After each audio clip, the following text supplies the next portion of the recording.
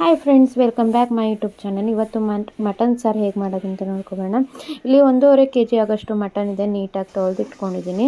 ಇದಕ್ಕೆ ಸ್ವಲ್ಪ ಎಣ್ಣೆ ಮತ್ತು ತುಪ್ಪ ಹಾಕಿಬಿಟ್ಟು ಒಗ್ಗರಣೆ ಮಾಡ್ಕೋಬೇಕು. ಈರುಳ್ಳಿ ಹಾಕಿ ಒಗ್ಗರಣೆ ಮಾಡಿ ಒಂದು 5ರಿಂದ 6 ವಿಸಲು ಇಲ್ಲಿ ಬೆಳೆದಿರೋ ಮಟನು, ಹಾಗಾಗಿ 5ರಿಂದ 6 ವಿಸಲು ಹಾಕ್ಕೊಳ್ತಾ ಇದ್ದೀನಿ. ಈರುಳ್ಳಿ ಚೆನ್ನಾಗಿ ಫ್ರೈ ಆಗಬೇಕು.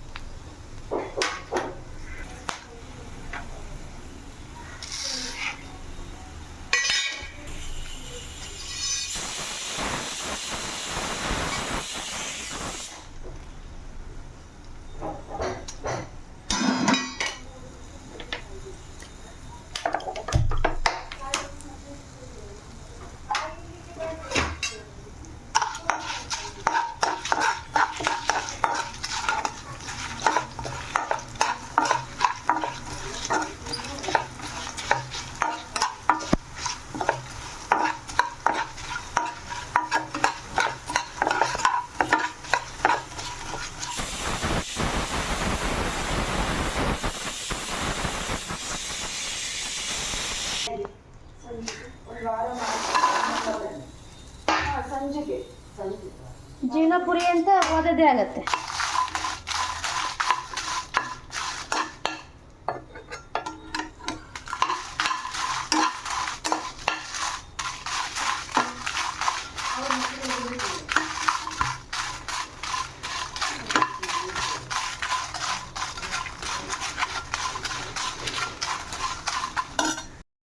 ಮಸಾಲೆ ನೋಡಿದ್ರಲ್ಲ, ಉದ್ದ ಮೆಣಸು, ಗಿಡ್ಡ ಮೆಣಸು, ಹಾಗೆ ಮೆಂತೆ, ಜೀರಿಗೆ, ಕಾಳು ಮೆಣಸು, ಹಾಗಾಗಿ ಸ್ಪೈಸಸ್ ಎಲ್ಲ ಹಾಕಿ ಹುರಿದಿಟ್ಕೊಂಡಿದ್ದೀನಿ. ಹಾಗೆ ಇನ್ನು ಎಲ್ಲ ಎತ್ತಿಟ್ಕೊಂಡ್ಬಿಟ್ಟು ಒಂದು ಈರುಳ್ಳಿ ಹಾಕಿ ಅದಕ್ಕೆ ಸ್ವಲ್ಪ ಗಸಗಸೆ, ಕಾಯಿ ತುರಿ ಹಾಕ್ಕೊಂಡು ಚೆನ್ನಾಗಿ ಫ್ರೈ ಮಾಡ್ಕೊಳ್ತೀನಿ. ಯಾಕಂದರೆ ಬರೀ ಗಸಗಸೆ ಹುರಿದ್ರೆ ಬೇಗ ಸಿಡಿಯುತ್ತೆ, ಹಾಗಾಗಿ ಈರುಳ್ಳಿ ಜೊತೆ ಫ್ರೈ ಮಾಡಿಕೊಂಡ್ರೆ ಅಷ್ಟೊಂದು ಸೀದಲ್ಲ. ಸೊ ಇದೊಂದು ಥರ ಎಕ್ಸ್ಟ್ರಾ ಟೇಸ್ಟ್ ಬರುತ್ತೆ ನಿಮಗೆ.